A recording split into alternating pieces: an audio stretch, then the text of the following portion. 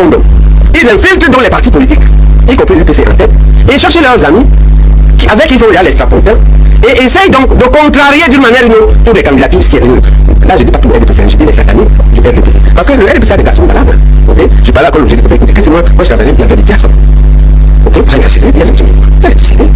Parce qu'il y a quelque chose dans notre héritage commun. Nous devons savoir que tous les cas valables, la plupart sont fonctionnaires ou au cadre dans les grandes multinationales. Parce qu'on passe les mêmes concours, les mêmes écoles polytechniques, l'OCUS, l'ENSA, l'ENSIAC, l'ICJ, on fait la même université, en réalité, avec la femme aux États-Unis, mais on fait les mêmes écoles. Et on se fait donc recruter. C'est en fait eux qui sont à la gouvernance. Simplement, le problème n'est pas seulement celui de compétences acquises. Il y a un problème d'éthique. C'est-à-dire que je suis un ingénieur bien formé, mais à côté je suis bandit. On dit, mais ça n'a rien souri. D'accord? Donc il y a des cas valables là-bas, c'est pourquoi il ne faut pas qu'on mélange. Je dis donc cette mafia-là a donc plusieurs têtes. Il y a une mafia qui a été intégrée. Et les mafias finissent par se mettre ensemble. Pourquoi? Parce que leur problème c'est quoi? C'est fondamentalement, si le pouvoir est finalement entre les mains des gars sérieux, non, on est fini. C'est en fait les sérieux contre les compétences farfelues. Parce que pour être productif, pour transformer notre pays, il ne faut pas seulement être compétent. Il ne faut pas être tellement sérieux. Sérieux sans compétence, ne donne rien technique. On est technique sans sérieux. Okay? Et donc c'est ça le problème. Le problème c'est cette mafia-là. C'est elle qui a fait. Puisque je vous donne ces résultats. Elle vient de la l'UPC. On a sélectionné 12 présidentiables. Elle sort du panier un monsieur. Et on peut être dans un parti politique sans être parti politique. On peut être dans un parti politique comme ça. Mais on apporte quelque chose. Question. Est-ce que ce monsieur apporte? Elon Musk apporte son intelligence et son argent à son parti républicain. Lui apporte. C'est ce que la mafia veut faire. Et je viens de dire ici, en fait la mafia veut lui faire le coup de Oswald dans l'assassinat de Kennedy. C'est quoi le coup de Oswald? Il faut lire ça. Oswald c'est un tireur, celui qui tire. Ça n'a pas fait une semaine, on l'a tué. Oh mais il y a un tireur, il y a un candidat, l'UPC machin, ils vont me tuer. Je ne sais pas qu'on ne peut pas me tuer. Moi, je peux me tuer. Moi, mais si on me tue, au moins je meurs comme un martyr qui me fait une cause juste. On va te tuer comme un chien. Mais il faut qu'ils comprennent comme moi une petite. Ok? Moi je meurs les armes à la main. Je meurs pour une cause que tout le monde connaît. Je veux un pays mieux gouverné qui va changer positivement et paisiblement. C'est pour ça. Okay? Bon. Maintenant, toi tu ne peux pas, tu sors d'où on vient te mêler ici, dans le panier de crabe. Et donc je voudrais clarifier ça, que je fonctionne seul. Oui, vous n'écoutez plus le parti qui vous a investi. Voilà, et je l'ai défie. Vous ne rendez plus le discours que vous portez. Non, écoutez quoi? Quel dit ce que je n'écoute pas? Et je dis que d'abord c'est faux. Un monsieur qui ne m'écoute pas, ne discute pas en 250 mots, un quart de page chaque fois, pendant un an. On a discuté de tout. On a préparé l'émission de... À cette phase, c'est sa communication qui est essentielle, ok, dans les partis politiques. J'ai fait 3 sorties. Je suis sorti d'abord. On m'a confié selon laquelle votre passage à rendez-vous 2025 n'avait pas été, vous n'avez pas informé le parti. Elle a été informée par le confrère Rodrigue Tonguet de votre passage à cette émission. Non, on a préparé cette émission avec la DOP et quoi? Rodrigue demande à Rodrigue. Rodrigue a communiqué personnellement avec quoi? Et on a écrit, c'est dans nos conversations, je l'ai bloqué pour ça. Parce qu'on est fort, il peut effacer. Il peut plus faciliter d'aller au public. Parce que ce que je vais faire, je vais attaquer Eclador. D'abord à l'intérieur, au prochain congrès, il y a un conseil Eclador contre moi. D'accord, l'autre côté, il y a Moussinga, lui, du côté, d'accord. Pour diffamation, le nom de mensonge en bande organisée. Soit au congrès, soit comme petit. Et puis maintenant, en justice, je vais attaquer. Parce qu'elle avait dit quelque chose de grave. Elle a dit, ici, je peux être qu'on ne voit pas aux idéaux du parti. On peut se donner seulement pour l'argent, et l'argent de la présidence. Elle dit que la corruption va gagner à partir de la présidence. Je vais porter plainte, mon avocat va me dire c'est possible. Je vais attaquer la corruption contre un commun avec Otomo. Henri qui a dit. Et pour autre témoin, Eclador qui a écrit. Parce qu'Eclador a écrit. Tu vois les écrits, non? Voilà. Eclador l'a écrit. Pourquoi l'affaire de la corruption qui gâte l'UPC en venant de la présidence, d'accord, soit clarifiée. Voilà ce que je vais leur faire. Mais j'attends que mon avocat me dise si c'est possible. C'est-à-dire qu'il y a un parce qu'on ne connaît pas l'initiateur de la corruption. Je leur ai écrit que pourquoi? Parce que c'est la présidence. Il faut distinguer ce que font les institutions et ce que font les. C'est comme quand un policier se lève la nuit. Il prend l'arme que l'État lui a donnée. Hein? Il tue quelqu'un. On ne va pas dire que l'État a tué quelqu'un. C'est un policier qui a abusé du pouvoir. Il y a donc une mafia abusive autour de la présidence. On ne peut pas dire que l'État. J'ai fait ça lorsque le manisme m'a m'a élevé le plan central. J'ai démontré que ce n'est pas un acte d'État.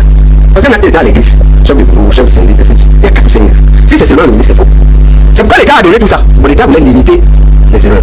Okay? Donc il y a des choses comme ça sur lesquelles je peux les attaquer. Pour terminer là. Il y a sur l'évolution en solisme. Je ne suis pas un solisme. Un solisme n'a pas 250 mots par jour avec vous. D'accord? Sur 5 ans. Sur 1 an. Ok? Voilà. Un solisme, vous avez travaillé le 28 mars. C'est là. D'accord? Vous voulez, il y a 2 versions, 2 textes. Là, on doit signer à 3 et là, on doit signer à 2. Jusqu'au 28 mars. C'est le 2 qu'on se rend. 5 jours. Qu'est-ce qu'on retient globalement actuellement? Il faut une émission à part pour la vie. Exactement. Est-ce que je veux une émission à part à Caracas? Il y a le format pour ça. On va le faire, on va prendre le samedi. Donc je défie ici, d'accord? Là-bas, me signe et l'autre. Si un rêve très bien, mais moi je ne veux pas. Je suis mal à l'aise pour attaquer une femme qui a son âge et son bilan. D'accord? C'est-à-dire que je pense que c'est même comme ça que moi j'espère gouverner pour influencer la gouvernance. Il y a des gens qui ont certains âges qui ont fait certaines choses négatives, mais qui ont fait des choses positives. Ok? On nous partout nous apprend que c'est comme quand tu fais un pouce avec ton père. dans le bloc, on te dit que ton père peut avoir tort, mais c'est toi qui seras sanctionné. Et si tu as tort, c'est encore toi qui seras sanctionné. La seule chose que le bloc fait, on affirme qu'il a tort. Mais combien il y a de sanctions qui sont le quack? C'est toi qu'on quack. C'est-à-dire, votre candidature ne souffre de rien. De rien du tout. Argument juridique, c'est le comité d'état qui dirige. Et le comité d'état a choisi. Signé par 5 personnes. Je vous ai envoyé le comité pour faire des balles. D'accord? Le président, c'était Abdourahmane. Il vient de Garoua. Ok? Les 5 autorisés. Il a envoyé le rapport du rapporteur. Alors c'est vrai que le président a changé par le congrès. Parce qu'à un moment, Rose a déserté. On a remplacé. Mais le rapporteur n'a pas déserté. C'est le même. Qui est d'ailleurs son secrétaire administratif? Pascal Ican. Qui a la référence d'avoir été le secrétaire administratif et apprécié de Romelin. Quand Romelin a dit que c'était comme mon secrétaire administratif, vous-même vous avez dit parce que vous l'avez nommé à votre bureau. Et il vient au comité directeur avec vous. Vous désertez, lui vous lâche. On va faire vous, on va suivre. Vous avez fait les communicants. Donc, j'ai ça. D'accord? Mais maintenant, il y a l'argument juridique. Nos statuts. Mais il y a l'argument de la jurisprudence. Les deux fois où nous avons eu l'intention d'aller au présidentiel, c'est en 92, en 97. En 92, Romelin a battu contre le secrétaire général. 90, voire contre 60. Le président c'était une zéro. Ce n'était pas un bureau qui a inversé, c'est le comité directeur. Cette fois-là. Et la deuxième fois, en 97, c'était encore le comité directeur. Donc la candidature est légitime, la candidature est solide, la candidature est futuriste. D'accord? Et nous, on vous parle que je vais gagner. Vous faites peur à vos camarades à l'intérieur du parti? Pas seulement, je fais peur à toute la République. Vous regardez d'où ça vient. D'accord? Moi, j'ai un parcours d'enfer. J'ai un parcours professionnel rectiligne avec les résultats. D'accord? Vous voulez que je vous dise combien de médecins sont mes élèves ici, les grands médecins de Douala? L'autre peut aller à l'hôpital, je vais trouver Nana. Allez à la cantine. D'accord? Là, on a Douala. Il y a une des professeurs formés de même main. De même main. Ok? Je vous ai dit 6 000 médecins. Il y a très peu de familles qui me connaissent. Quand on voit les gens me disent bonjour, là, ils ont posé quelque chose avec ma chirurgie. Moi, j'ai travaillé. D'accord? Dans l'UPC, j'ai été conseiller municipal. J'ai été député suppléant. Mon chef, c'était PSND. Parce qu'il avait l'âge qu'il avait. Il était mon père, il était mon mentor. J'ai donné bien. D'accord? On va le lier quand ils vont me tuer bientôt. On va faire mon raison finale. On n'arriverait pas à cela pour ça. Non, moi, je ne peux pas ça. Mais ça ne m'arrête pas. J'espère, je le répète ici publiquement. Moi, j'ai dit, le sang des martyrs est le fertilisant de la lutte nationaliste qui l'a fait capturer. Merci pour ça. Est-ce que sa succession là, et si l'UPC avançait la sérieuse, avançait et challengeait sa succession partisane, hein, et à prendre le pouvoir s'il gagne? C'est ça un dilemme. Est-ce qu'il est de Cameroun pourri par son parti et que cette pourriture de son parti avance dans son positionnement, ou bien il est l'UPC légitime, compétir et gagner, parce que nous on peut gagner. D'accord? Parce que j'ai les arguments techniques, je vous ai dit, laissez-nous médecins sur la route, dans les villages. Et femmes qui me croyaient comme un gourou, vous croyez que maintenant ils ne me croient plus? Comme moi, candidat, investi, accepté, laissez passer le tour de l'étape. Qui ne faut qu'est-ce qu'ils vont dire à l'homme malade et qui n'est pas malade dans la rue? Moi j'ai des arguments techniques de mon bilan, d'accord? Donc nous on peut gagner. Et le président il a décidé, s'il en a encore la capacité, mon camarade, j'espère qu'il en a encore la capacité, de nous laisser compétir. Et c'est tout l'enjeu, c'est-à-dire entre Ando Kolom et Patriote. Voilà l'enjeu de l'élection. Je chute en disant effectivement que pour la qualité professionnelle du professeur Baïbek, ça ne sont aucun doute. Parce que j'ai le témoignage de mon médecin qui m'a dit c'est le seul professeur qui faisait les césariennes à Kolofata avec l'âme du rasoir. C'est-à-dire j'ai sursauté, il dit professeur Baïbek, je l'ai rencontré à Kolofata. Vous avez fait Kolofata? Voilà. C'est la première fois que je rencontre le professeur Baïbek. Et il m'a dit, il est très turbulent sur les plateaux de télévision, il est extrêmement compétent. Je l'ai vu faire. Et j'ai témoignage qu'il faisait des césariennes avec juste une lame de rasoir au vu effectivement du climat social et de la pauvreté des populations. Donc pour revenir sur les débats, nous avons une élection de fond. Je dirais juste au professeur de n'être pas rigide, de continuer de voir dans quelle mesure il doit discuter avec ses camarades, parce que l'enjeu aussi ce sont les législatives. On a besoin des députés UPC, on a besoin de l'UPC à l'Assemblée nationale. Parce que les gens ont l'impression qu'il y a juste l'élection présidentielle. J'ai envie de dire le deuxième tour de l'élection présidentielle sera les législatives et les municipales. Donc en étant extrêmement rigide, refusant, comment je vais dire, j'ai envie de dire quels sont les patriarches qui peuvent même encore vous amener à discuter. Il faut professeur voir dans quelle mesure continuer à discuter avec vos camarades avec lesquels vous êtes fâchés, vous avez donné les raisons pour lesquelles vous êtes en colère. Je sais que vous parlez déjà de je passe au travail. Vous parlez déjà de voilà. Vous avez déjà cette comme on dit vous marchez avec le timbre, vous avez certainement le timbre pour l'assigner au tribunal, mais j'ai envie de dire avant de l'assigner au tribunal, essayez de voir que c'est bon que les UPCistes, que nous les sympathisants, on dira à nos aînés. L'UPCisme est dans la tête, c'est dans le comportement. On doit discuter. L'UPCisme n'est pas dans la carte, le maillot. L'UPC est dans la tête, on doit discuter. Il faut continuer à j'attends cette émission. Monsieur Baïbek, comment on réussit, vous qui êtes dans l'opposition, avec cette multitude de candidatures et vouloir une alternance ou une transition, comment on fait pour réussir à ça? Ça fait acte d'entendre votre question, ça descend. Parce que j'ai été un des personnes il y a à peu près un mois à lancer l'appel à la multitude de candidatures. C'est un problème mathématique. On a un moulinet qui nous attend pour nous éliminer. On ne sait pas qui va éliminer. Vous faites la coalition à 5, ou bien vous allez à 5. Les chances, c'est plus facile d'éliminer une personne, mais c'est plus difficile d'éliminer 5. On doit tous aller à la première étape. Il faut franchir 3 barrières. Là, t'es Vérécam à la Cour constitutionnelle. C'est après que les coalitions vont commencer. Maintenant, on peut les murmurer, on peut réfléchir. Mais moi, j'ai le multiple. D'accord? Il faut autant de candidats que possible. C'est même après que Messala est venu avec son candidat indépendant. C'est vrai qu'il a un comportement suicidaire là. Il faut qu'on le tue. C'est ça qui veut ça. Il faut qu'on arrête. Parce que ça rapporte en politique. C'est pas dans le fun temps. La gouvernance, c'est quoi? C'est d'abord l'exemplarité. Et puis maintenant, le couple sanction récompense. Tu fais bien, je te récompense. Tu fais mal, je te frappe. C'est ça que j'appelle le fouet. Comme tout le monde me dit dehors là, il faut que même les spécialistes ne disent pas, il faut pas que on devait mettre le fouet quand on lève le fouet. Il enlève le fouet, mais le fouet avait dit que la sanction. Ok? Et chacun aura sa sanction là et cela. Dès que tu es exemplaire toi-même. C'est ça le fondamental. Et deuxièmement, la gouvernance, c'est presque rien que ça. Avoir une vision. Avoir, être exemplaire, toi-même, par rapport à la vision, avoir le câble de bord des normes et frapper les gens. Vous ne pouvez pas voler un milliard sinon ils sont pétants. Tu vas faire comment? Tu vas obliger le truc de la bière. Il y a combien de banques? C'est difficile de savoir que 100 millions ont bougé. Ça va? Tu vas faire ça comme ça. Vous serez omniprésent alors. Mais je le reçois chaque soir. Un président, c'est quoi? Qu'est-ce que je fais? Est-ce que je prends un travail technique? Je veux savoir, comme j'appelle de l'argent est fondamental. D'accord? Chaque soir, j'ai un compte rendu d'un mouvement bancaire. Et s'il y a un montant qui est impressionnant, on va dire où il va, où il court, d'où il est venu. Vous n'allez pas. Soyez sûr, vous allez rembourser. Et je dis ce que le remboursement fait. On a dit, moi, c'est incohérent. Je dis que vous remboursez. Et ce remboursement, je le mets dans la part de PME. Je la décentralise au niveau des 360 communes. Elle refinance le secteur informel qui utilise 80% des Camerounais. Tu vends les bâtons de manioc. On t'aide à fabriquer mieux et plus. Villageoise, tu es un motoman. On t'aide à améliorer ta moto ou à vendre une deuxième moto. Par une partie en subvention, l'autre partie en crédit. Dès que tu fais tes preuves, mais pas pour aller voir le soir. Bien sûr. D'accord? Bien sûr, tu es trop souvent, on ne te donne pas. On a le moyen de savoir que tu souffres trop. Ok? Donc, on sait ce qu'on va faire. Moi, je l'ai fait à mon petit niveau. Mais je dis que c'est difficile. La gouvernance est plus difficile que former les chirurgiens ou former les médecins. Ça, c'est plus difficile. Ça fait, on fait plus d'études pour gouverner. On travaille déjà géré un hôpital de district au Fossément ça. Mais quand j'étais jeune, confondé par l'hôpital et la finance.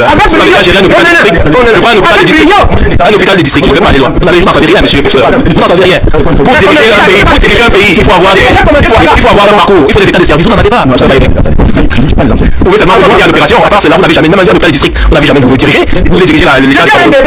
Soyons sérieux, soyons sérieux, il faut une gradualité. Et c'est ça la force de notre président national. Le président peut bien graver tous les échelons avant d'arriver aux affaires. Donc il avait des chamaillés. Non, c'est pas des chamaillés, c'est pas la chamaille. Voilà, c'est pas la chamaille. Je veux qu'on soit honnête sur ce plateau. Et les inspecteurs coloniaux français, donc, revoir totalement la politique énergétique de notre pays. Et puis l'État ne peut pas être le premier consommateur d'électricité et ne pas payer ses factures. Merci. On finit ensemble avec vous.